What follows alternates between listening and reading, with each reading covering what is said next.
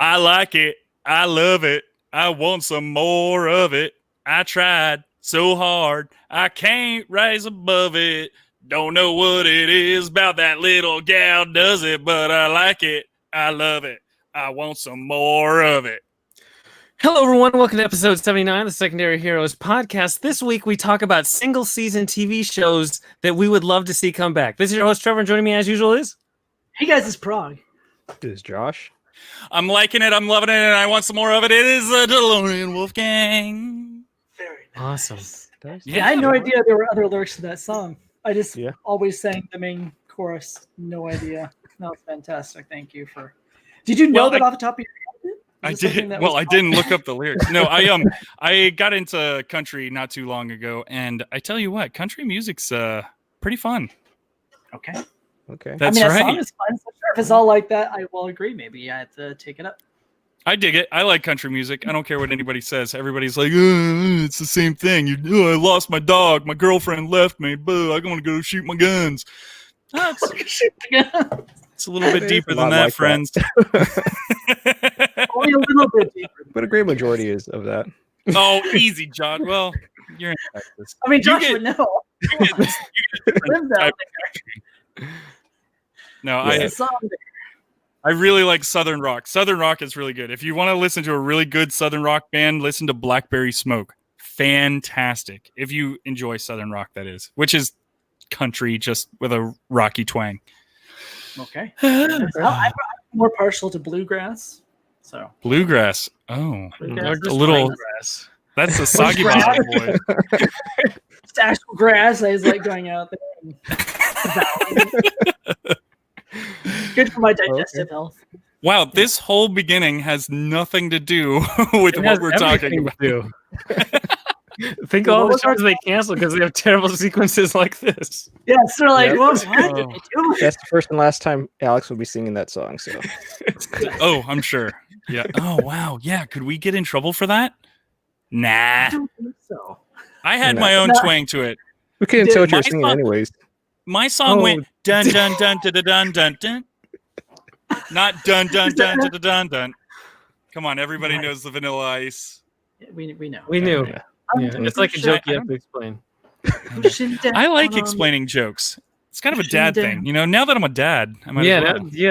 You should explain all your jokes to your 1-month-old baby. Trust me, I already do. When we're watching sports together, I love that picture of me and my kid watching sports together. Anyways, it's cute. Thank you. It is cute. By the way, speaking of sports, congratulations to the Tampa Bay Lightning for winning the Stanley Cup with an asterisk because it's 2020. Yeah. I'm surprised you're putting that on there for yourself.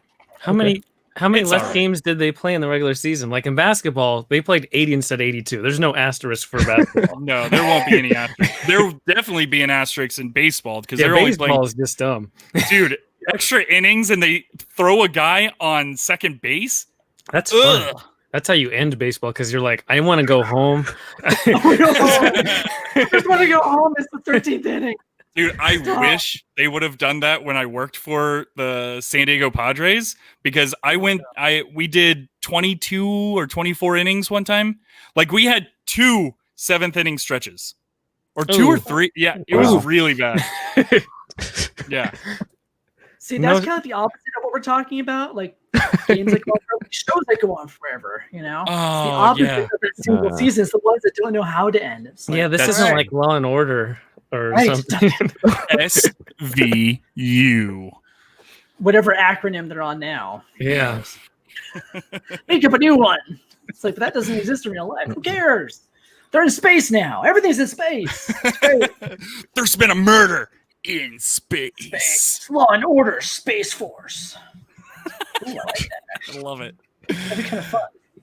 All right, guys. So what are we talking about? What are we talking about? No clue. What a start to an episode, huh?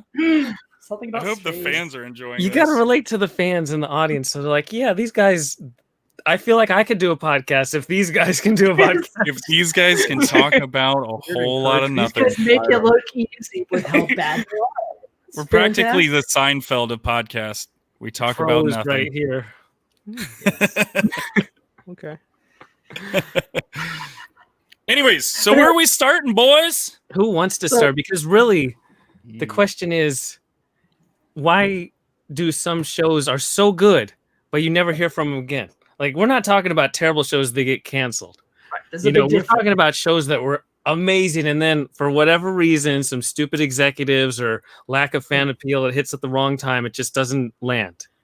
Right. And I think it's something to note too that we're not talking about like anthologies either. These are single seasons that were one and done, not part of a different narrative. I also think it's probably important for us not to mention, say, something that had a spin-off or a movie that finished it too. Like Firefly would be a good example. It was only one season, but they did direct a feature-length film which wrapped up the whole storyline.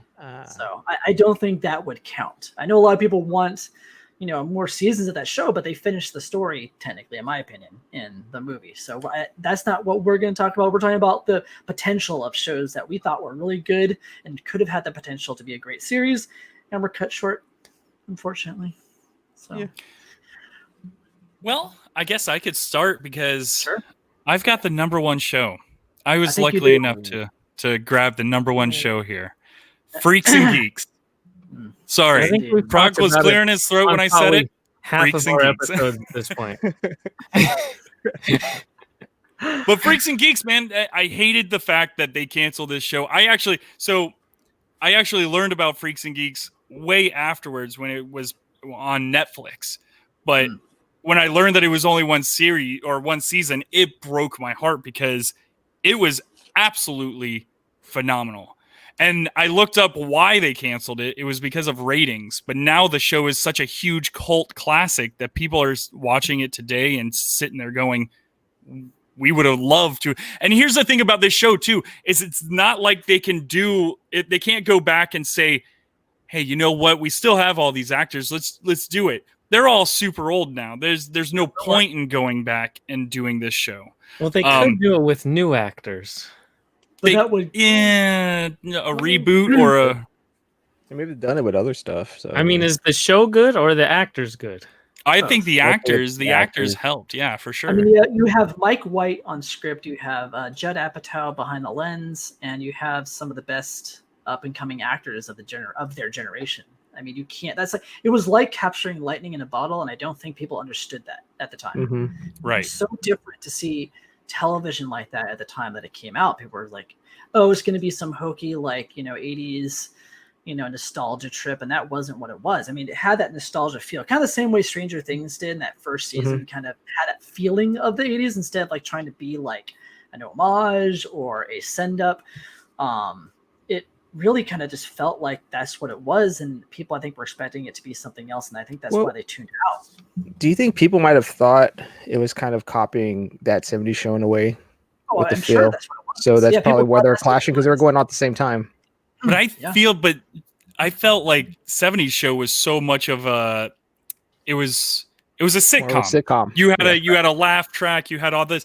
This actually had it felt serious at times. You felt like you're caring for these characters because they're going through more of a traumatic situation or they go through funny stuff, but it's not like forced funny.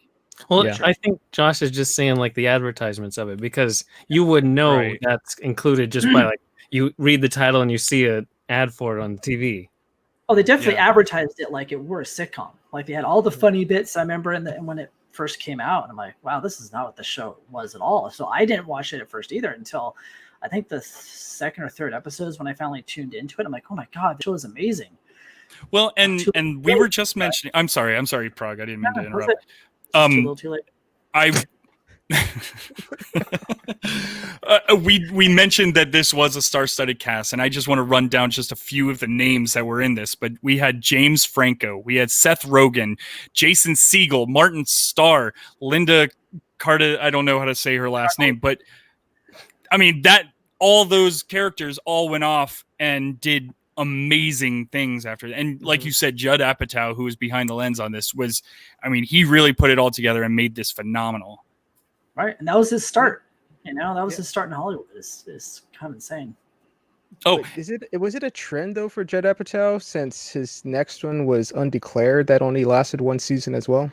And I was going to talk Yeah. about Undeclared as well, because that show is also super beautiful. It was perfect. I loved that one as well. yeah, and it had starred Seth Rogen as well in that show. I So, I believe mean, it starred just about half the cast of Freaks and Geeks went Quite a in. few were in that one. Yeah. It's like a second try at reviving it somehow with that cast. Yeah, I Yeah, think it because was- they were older, but they were playing different parts as well. Right. He was Yeah. trying to create like kind of a spiritual sequel to the show. Yeah. Is what it was. And it worked. It was another, for me, it was another home run. Yeah, definitely fantastic. But once again, maybe it was just ahead of its time. Maybe people weren't expecting that. I think we're going to see that as a theme in a lot of the shows that we're going to bring up during this podcast, is that maybe some of them were just ahead of their time or weren't on the right platform or weren't marketed well. Right platform's interesting too, because I mean, we haven't really talked about the shows, but a lot of these shows, if they were on Netflix, everyone would be like, "Oh, this is the most amazing thing ever," and they would have like all these seasons, and they come up with stupid storylines, and then you'd get to season 2 and 3, and it'd be terrible and get ripped apart. It'd be the whole fun Netflix storyline. Yeah. And then there would be memes out of memes. Ah, true. So maybe it's a good thing that it was only one. Netflix season. needs to know how to make a season 2. I think that's the biggest challenge for them. Season 2 is pretty difficult for most shows on Netflix, unfortunately. Yes. Well, I agree. Yeah. I know, Trevor, that you say that like Stranger Things was kind of Stranger lackluster Things, for you. Ozark, Daredevil. I actually, but I'm the everyman. I'm the normie of the group. I'm sitting here thinking I really enjoyed both of those. I only didn't like one episode of Stranger Things season 2. I can't even remember what happened in season 2. That's when they introduced the Demodogs. Oh yeah, They okay. did, yeah. That was idiotic. They And then killed they were- Bob. That was what they did. Poor Bob. Oh, Yeah. Bob. You Oh, that can't was such a introduce sad characters scene. to kill him and make me care. I'm sorry. I care. If you would have killed one of the original kids, like Mike, I wouldn't have cared. Ooh. But maybe if you would have killed Dustin, I would have cared. That made me like that guy, who played Bob? Sean Astin. Sean Astin. After that, I ended up following him on Twitter and all this stuff because I was like, oh man, he's just such a good guy. Right, so Stranger Things continues. How about you guys? Any other single season shows? So I'm going to bring up one because I know this is also one that Ed, who is in the chat right now, a fan of the show, also liked, and it was a show called Nowhere Man. So back in like the mid 90s, there was like a lot of really great concept shows that came out that sometimes weren't always executed very well, but I thought Nowhere Man was executed pretty well. It kind of hopped on the X-Files bandwagon of like government paranoia, about a man who wakes up one day and his whole life has been erased. He does not know why. His wife doesn't remember him and she's with another man. His mother doesn't remember him. His best friend ends up dead. And all he has is this photograph that I guess that he took in South America of like 4 men who are hung. And he's like, doesn't know who they are or why they were hung. And it's this big mystery that he has to solve. And there's like a conspiracy group after him. And it was really well done. It kind of had that gritty feel that X-Files had back then. And it only lasted 1 season. I think it's because it was very complicated. It wasn't like a straightforward, script. I think this, once again, would have done a lot better on a like Netflix platform where people can binge it all at once and then theorize about it rather than spreading it out over a season of 25 episodes, which is crazy. But very well done. I mean, it doesn't necessarily hold up as well, just because it's that kind of mid 90s. I don't know, kind of soapy, I guess, in a way. It's the way things were filmed back then. But some that I wanted to mention because it is something that's all. Whenever people talk about shows that needed more to it, I think that was the one for a lot of people back then. They're like, "Oh my god, what is the mystery? What is really happening here?" And they kind of explain it, but you kind of want to know more about why he was chosen. And not to spoil it because it is on YouTube if you want to check it out. Well, interestingly, when you talk about spoil, though, I gave up on broadcast shows. After some of the shows we're talking about, after a certain point when they cancel them after season 1, that's when I just gave up on broadcast shows. You now have to wait for multiple seasons to come in before I even start to get invested. It's a good point, dude. It's a good point. So I hopped onto IMDb to look up Nowhere Man, and it's got a great rating. It's 8.4 out of 10. Yeah, I'm it was a really great surprised show. they didn't try to either revive this show or just keep, either keep it going. But It's funny how quality is irrelevant into what sticks around. It's true. Yeah. Freaks and Geeks, same thing. Oh. Quality show doesn't matter. It's not that's ratings are what matter, you know. Mhm. And I don't mean to.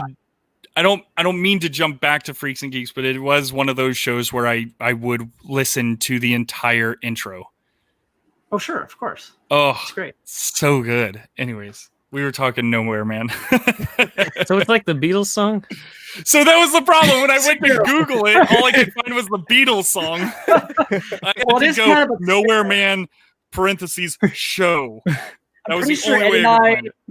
I think Ed and I are the only two people alive that actually know that show existed, which is probably why it didn't last just too long. That's fair. Yeah. No. As I said, that was a time period though where, because there's another one that I'm going to mention later that I didn't even realize was around the same time. It was the year before it came out. And I started looking at more. I'm like, wow, there was a lot of shows in the mid '90s that were only one season. Yeah. There were very high concept, weird shows that I don't think people were ready for that yet. Unfortunately. Nice. Yeah. Okay. So, all right. What about you, Josh? So mine's a Netflix show. It came out in 2018 called Everything Sucks. So this is a show about these teenage kids that are part of an AV group and a drama club. What the story is about this one kid trying to fit into a new town, and he runs in and he meets these AV nerds and becomes friends with them, and through that they meet other kids similar to them, and it's just a story of teenagers making their way through high school, experiencing teenage things, and just the way just the whole evolution of how kids goes through their feelings towards either the opposite sex or in some cases the same sex. So it's surprising to see that through the ratings, they had good ratings, but for whatever reason, some shows decide to just call it quits, or Netflix just didn't want to continue on with it. But to me, I thought it was a great show. I absolutely remember this show, and it was like a slap in the face when they announced that they were canceling that show, because the first season was so good. Yeah. And it could be too, maybe they didn't want to make it compete with like a Stranger Things crowd, because that's kind of what you might be grabbing at, because it's teenagers in high school. AV club. AV club. So in the 90s. Yeah. So it could be that, but it's just even at that, you would assume that it would fit in this time too, where kids are going through those things, and it's more relevant now that it's kind of wide open to where they kind of open up to kind of share those feelings about each other. So, but to me, I felt like it should have gone further than what it was, and I think Alex could agree as well, and a lot of other people. But it, it's just one of those things. It just quit. Well, there was so much opportunity with that show, because they came into it as, I believe they were freshmen. I mean, they at least had 4 years. They could have done 4 seasons easily, just going through high school and learning about themselves a little bit more. And, I mean, you could have took on personal journeys with each one of them. I know the main character, they took on the personal journey of him, since he never really had his dad around. He was finding these tapes that his dad had left for him, just left around. My God. But I don't want to give it all away, but I'll let y'all watch it. But I wouldn't mind going back and rewatching that, because it really was a good show. Yeah, because that was my question with each character. My question was going to be: Does it leave you on a cliffhanger? Yes, in a way. Okay. I don't remember. It was a while ago. But it's not really. Kind of, it leaves you wanting to know more, know more about each character. Because I think that's important. What we're talking about, like a show that, like, did it have a definitive arc and finish, so you felt satisfied, or did it leave you with like a feeling of, hey, you're incomplete. You need to know more about this, because I think that's crucial too to what we're talking about. And that's the thing, when you're following around someone who's a freshman in high school, there's a lot of character development that can happen to a person within a high school period. So I mean, anything can happen. And oh wow, yeah, it could have done. I think it could have done well, but you know what? Does anybody talk about? I think we're the only ones who have talked about this show in the last 2 years, and this is the most anybody's talked about this show in the last 2 years. It's funny just because Netflix has a really interesting relationship, because until recently they didn't have their own studios. Essentially, they're paying ABC or CBS studios to proceed with things, and so a lot of things can get lost in the shuffle, especially as Netflix is like, now we are producing stuff ourselves. We don't have to rely on these other companies' studios anymore. And 2018 seems like a transition year for Netflix. So it might have not, the show had not, like, it's not Stranger Things popular, so therefore it's not popular. Yeah.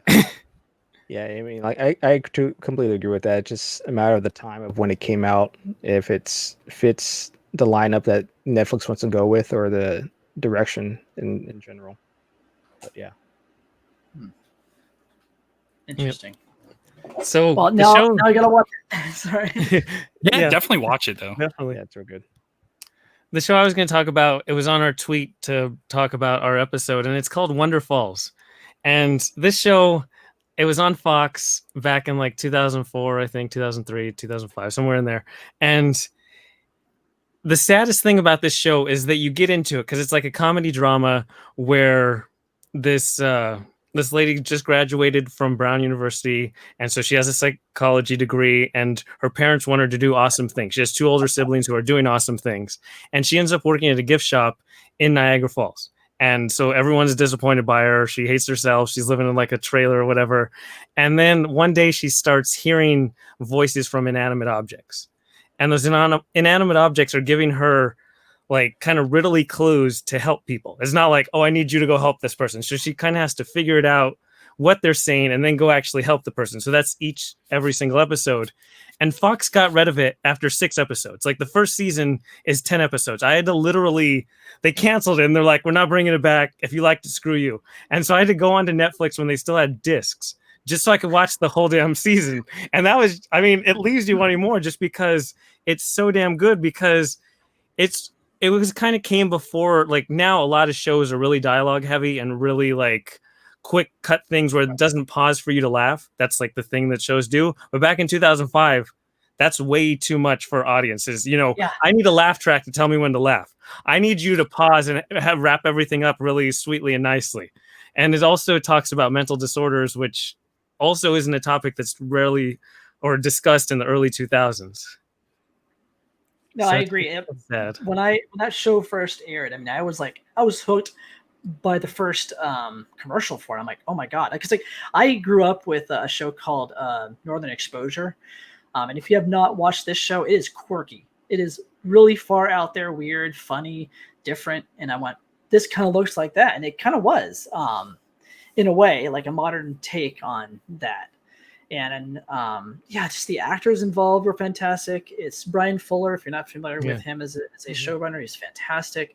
And it's quirky. I mean, it's like every time I get into a car and my seatbelt jams, I think of the scene with her sister where she's angry and she can't get the seatbelt to go. It's just the funniest thing ever. But I think you're right about that idea that there's no laugh track and it moves so fast that if you're not used to that, it's kind of jarring, I guess. And it's definitely a far out concept. You have inanimate objects talking to her all the time. And she thinks she's going crazy, and she has this psychology degree. And she's like, what's going on with me? And I love the line. I think it was something like, do you think crazy people know that they're crazy? Like, fantastic. Like, who knows? Are you crazy? Are you not? The mom is like, oh, are you having one of your sods? Like, right. Just totally dismissive of anything that you're going through your entire life. And just like, I'll just ignore you for a while. Do you think that it might have a little bit of a reason, or that it was shot in Canada? Do you think that might be a little bit of a reason? I feel like Canadian shows don't really latch on too often down here. Canadian show. I think it's just because it was Brian Fuller's first attempt. And see, after that, he picks up Lee Pace to do Pushing Daisies. And then after that, he does Hannibal. And so he starts to get kind of where he's going. But Wonder Falls is more experimental for him, and no one really trusted him to do anything yet. And Fox gives up on stuff probably quicker than anybody. Yeah, it does. They drop stuff. Hot rock, man. Come on, give him a full season at least. Jeez. Well, that Wonder Falls, IMDb gave it 8.2 out of 10. So that's, I mean, another really good score for a show that they canceled. And it would have been nice to know why she was doing the things she was doing, like to see more backstory behind that. And, man, I'm gonna look this show up. Is this on Netflix right now? I don't think it's on anything. Oh, okay. I have no idea. I usually have to like watch clips on YouTube if I want to find anything about it. I have this show isn't available to stream. Thanks. Bummer. I love looking up those websites, and they're like, tell you Hulu, Netflix. No, nowhere. No, you're out of luck. Pirate. Okay. So I'm going for a bit of a reach on this one. This is a Australian show that I believe I watched it on Hulu, and it might still be on Hulu or Netflix. Actually, it's called Summer Heights High. It's an Australian comedian. His name is Chris Lilly, and he plays multiple characters. So he plays the most popular girl in school. He plays a super flamboyant drama teacher. He plays an Aboriginal, very quiet hip hop boy, and I think he plays one other character. But it's kind of like I want to say. It's kind of, oh God, what is it? Like The Office in a way. Okay.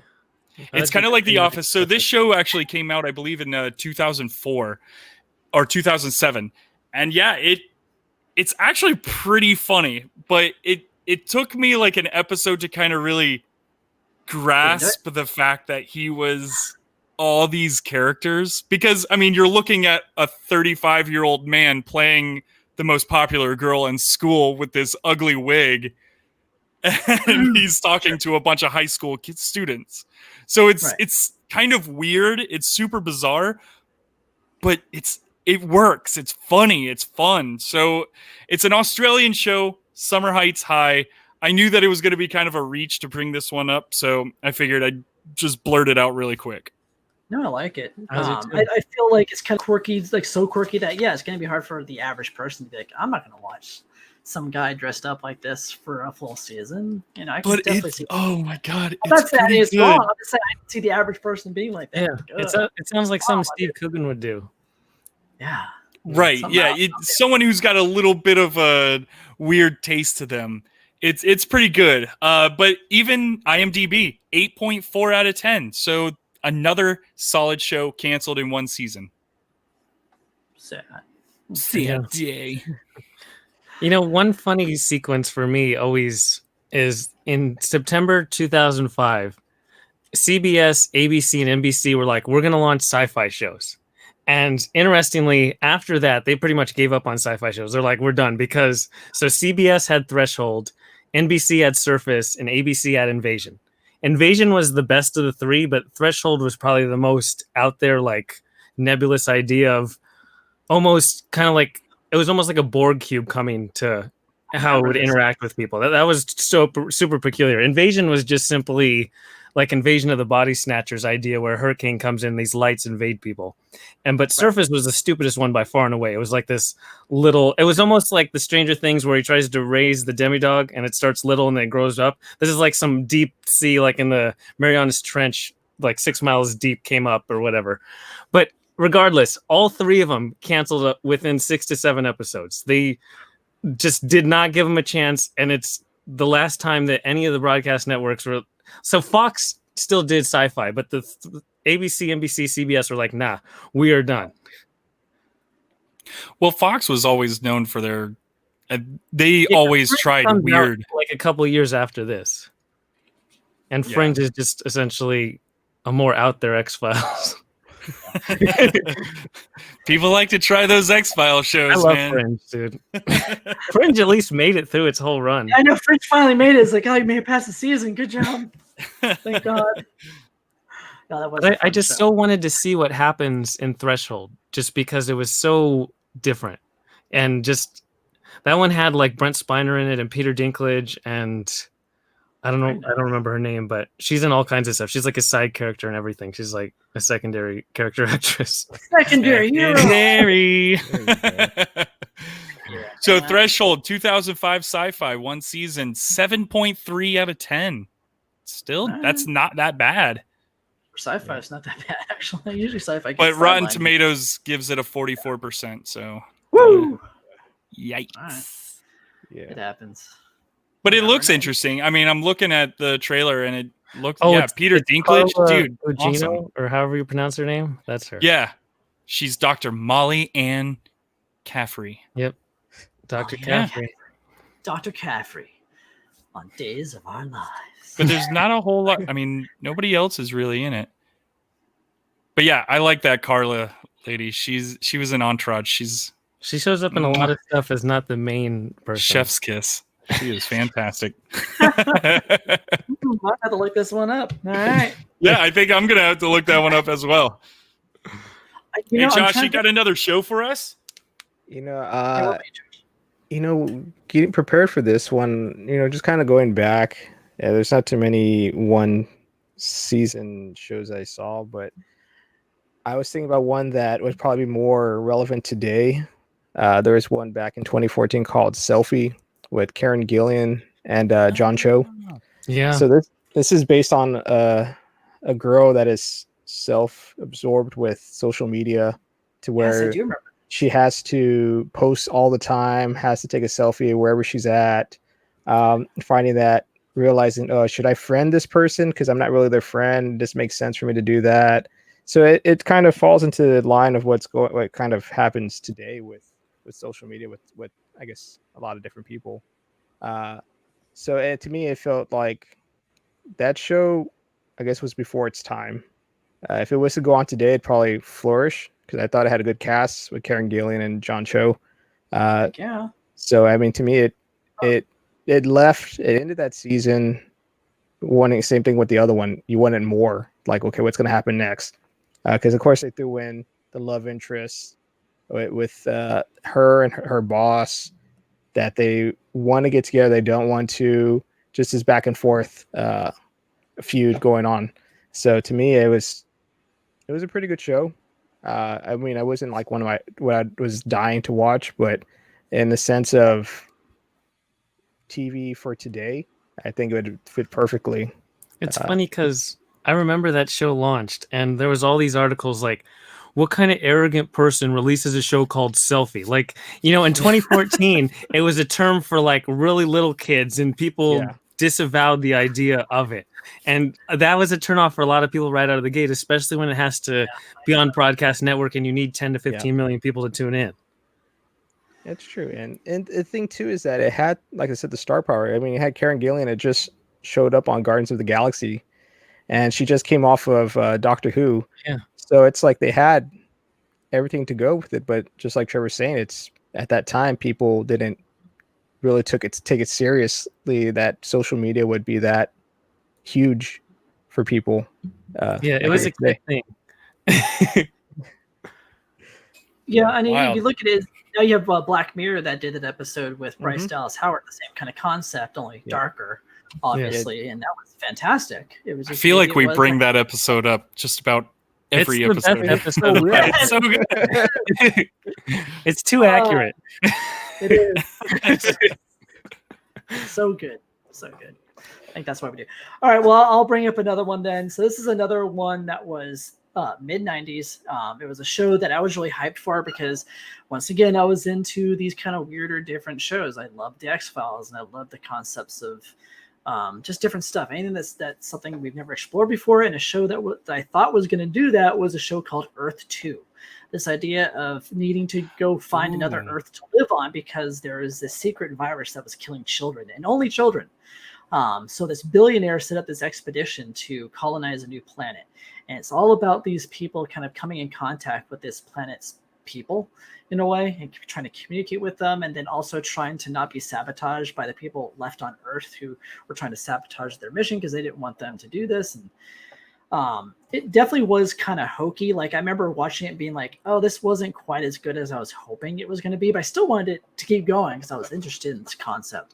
But I think it was maybe just a little too far out there and hokey for some people, because even some of it, like the creatures, if I remember correctly, were kind of like the Sid and Marty Krofft, creatures and stuff. And it kind of felt like that in a way. Like, oh, okay, I can see why people wouldn't like that.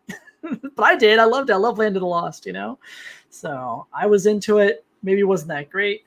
I kind of like, I do feel like that's the kind of show that could easily be rebooted for Netflix or something, because it wasn't like it had anybody of that much of a note that starred in it, in my opinion. Like, it had some named actors in it, but it wasn't anybody, oh my god, you have to bring that person back because they embodied that role, And it mentions pandemic, which is going to be so hot in 2021. Exactly. Oh my god.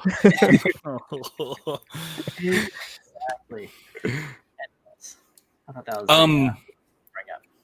So I've got another show. Just it's interesting the fact that this show, it was a 2002 show on MTV, and it's somehow making a resurgence with the young people today. What show is that? It's called Clone High. For some reason, there are kids. So I got friends who have high school kids. I'm like anti-hip, I think, at this point. I think I am too. Seriously, it's so weird. But have you guys heard of Clone High? I've heard the names. Is it like a penguin? No, so it's a cartoon. Penguin? It's a cartoon about the government decides to clone all of its historic figures. Yeah. You have Gandhi, Abraham Lincoln. Okay. Abraham Lincoln, you've got JFK, Joan of Arc, Cleopatra, and they all go to high school, and they're pretty much dealing with high school type of drama type of stuff, but it's all just a big goof. I mean, it's drawn very crudely. It's made by Phil Lord and Christopher Miller and Bill Lawrence. Oh, Lord and Miller. Yeah. Yeah. So this was... It's such a weird thing that, like, all of a sudden this is like turning into a big show again, but it's only got one season, and there's just a ton of memes right now. Yeah. I had to look it up. I've seen the memes and I didn't know what it was based on. Okay. Isn't that weird that, like, all of a sudden this stuff is starting to pop up now? No, it's not weird. It's because it's Lord and Miller. Lord and Miller made Spider-Verse, and kids that age love that movie. So they're probably like going along. What else have these guys done? Oh, here's this rare show that we can all geek out over and put memes on the internet. So it happens, dude. Yeah. There's like one thing that I remember about the whole show, and it was like they cloned Mr. Peanut, and Mr. Peanut for some reason goes to the high school, and he goes up to one of the characters and he goes, "I would shake your hand, but peanut arms, And I don't know why, but that's like stuck in my head. The way you say, yeah, it's kind of funny. Sure. Okay. Anyways, check out Clone High. I think I might go try and revisit Clone High just because. Why not? It just sounds like such a goof. I'm gonna have to look that up. Okay. Clone High. I did want to bring up another Brian Fuller show. This is kind of a unique situation where he, once again, being kind of experimental, they allowed him to do this like Halloween special. And I think it was Fox. And they were like, hey, if this does well, we might pick it up as a series. And it was called 1303 Mockingbird Lane. And it was supposed to be about the Munsters. It was supposed to be like I remember that. And yeah, I was like really pumped for this. I'm like, oh my God, Brian Fuller's going to do a take on the Munsters. This is going to be great. And it bombed. It did not do well. It was kind of just okay.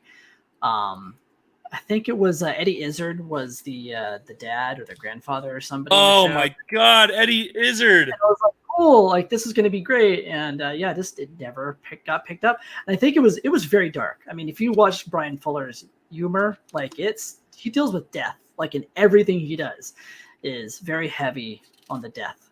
And in the first, I think it was that episode, that special, they like killed their neighbor as a sacrifice to help like save the dad or the grandpa or something. Like, all right, well, I can see why this didn't get picked up, unfortunately. So. Oh, well, I'm looking at photos right now and it's, it was goofy. It was definitely goofy and out there. So, well, I never saw it. I've only like heard about it, but it looks like a poor version of What We Do in the Shadows. It had that same feel, that kind of weird, quirky, offbeat, New Zealand humor, I guess. I don't know. It wasn't New Yeah. Zealand. You know, it's kind of offbeat in that way, and yeah, ahead of its time, I guess. I don't know. Might have So- been ahead of its time. So that was in 2002. It got an 60% on Rotten Tomatoes. That's not too bad. Yeah, it wasn't necessarily great. It wasn't like something I'm like, oh my god, I have to keep watching the show. But I was like, that's a good concept, though. It kind of was fun. I like the darker tone of it, but oh well. I have two kind of shows that go hand in hand. So Sam Neill, I love Sam Neill. He's Dr. Grant. I'll always love him because he's Dr. Doesn't Grant. love 'em. And so he was in Happy Town back in 2007 or something. And Happy Town spent all this time setting up this peculiar mystery where kids go missing. They leave like these little tokens behind, and you're like, okay, what's it gonna be? You know, they're like really like every single thing they're undoing all the threads, and then they're like, oh, it's canceled. And so then you forget about all the threads. But at the time, I was so intrigued of what was actually going on in this town because it was just every single thing they said, especially that Sam Neill said, was super cryptic. Like he knew exactly what was going on, and he's given bits and pieces to other people in the town and to the audience. And so you're just like, because it came like right when Lost was doing its really super peculiar stuff, and it had that like air of mystery going on, focused in this small little town, and then poof, I have no idea whatever happened in Happy Town. Well, there's lots of articles out on Google right now that pretty much is like, we need answers. We need answers on Happy Town. It's funny because so Sam Neill was in Happy Town in 2007, and then in 2009 he's in Alcatraz, and so that show was also canceled after one season. So Sam Neill is obviously a jinx. Do not cast Sam Neill if you're making a TV show. But Alcatraz, it was really interesting because the idea was that all the inmates in Alcatraz in 1963 went through some like time portal. And so they've been floating in interdimensional space, and then one by one they come back. So it becomes like almost like a crime each week. Like, oh, we go talk about this guy killed 10 people, and then we have to go find him. He's like in downtown San Francisco in present day. And they just kept doing that each week, and that was awesome. That's all I needed from a show. And it had Hurley, so it was great. Yeah. I love that. Yeah. What, maybe too high of a concept again. It was definitely high concept. The idea of any interdimensional travel, like Rick and Morty's, really made like multiverse and interdimensional stuff more accessible to people. People are more intrigued by that idea. But back in 2009, that's a non-starter. No, don't give me any of that. That's too heavy. Can't deal with that many dimensions, man. I don't know. That's pretty funny. Yeah, I'm trying to think of any other shows that were one season because I feel like there's so many that weren't good. There were like a lot that are like. Well, and I was intrigued by every show on my list. I mean, there's a ton of shows that whatever. Well, I mean, yeah, because I mean, there's going to be some that we gravitate towards personally that maybe not a wide audience would like. So, I mean, I think that was kind of like the boat I feel in a lot. It's like, oh, right, they're quirky, you know. Yeah, quirky. Do you think that they would do better on Netflix now? I think Netflix found a way. Yeah. Finally to balance that out, where it wasn't just the super popular shows. We can actually throw in some quirky stuff in there, and they won't always cancel it after the second. Yeah, and especially because Netflix kind of throws everything against the wall to see what sticks. Like Disney is spending like $15 million an episode to make Mandalorian, and $25 million to make Falcon and Winter Soldier. So those shows need to hit. And Netflix is like, sure, you want to do some stupid off the wall idea? We might cancel it. It might be terrible, like the OA. That's one of the worst things ever created in time. But some people love that thing. And so it found its own audience and actually made 2 seasons out of it. Oh, I tried. I tried so much. God damn. I went back a second time to watch the beginning. It was so bad. Hey, whatever it takes, man. Injustices, that's for sure. Well, I even like whenever I was looking for, I wanted to find like a 90s Nick show because I feel like a lot of those shows only had 1 season, but you'd be surprised. A lot of them, you may think they did. Right, they felt like there was 1 season, but there was How was there 3 seasons? Man, what the heck? Oh, for sure. But hey, it happens. Oh, but yeah, man. I guess kids are just that dumb that they'll watch a lot of this stuff. Yeah. Hey. Yeah. that point. Anything else, or are we good to wrap episode 79? I think we're good to wrap it. That was good. That was a good point to end. Awesome. I just missed those shows. I know. I want to know what happens. Just at least send out like a book version or like some cliff notes of what actually happened, so I at least know. True. Yeah. Yeah, we'll be thankful to Joss Whedon for at least making a movie. It's like, hey, at least he wrapped everything up. You're like, here's the mystery. This is what it was about. Yeah. Thank you. Do that, people. Just wrap it up for us fans. And it's funny because we've been complaining so much about shows that are going on too long. It's a delicate balance. Like, you can tell this show was designed for one season. They didn't know what to do, and they're just going with just random stupid storylines. Yeah, it happens too. Can't please anybody, man. Especially us. That's for sure. And listen to our podcast every week. You'll figure it out. Be sure to follow at Secondary Heroes on Twitter, Instagram, Facebook, YouTube, Twitch, Anchor, every place imaginable. Every place imaginable. And be sure to leave a review on iTunes. It's free for you. It's processed to us. And to everyone listening, we hope you enjoyed, and we'll talk to you next time. Hey, prog out. See ya. Science reveals what really happens when a man grows a beard. That is your clickbait of the week.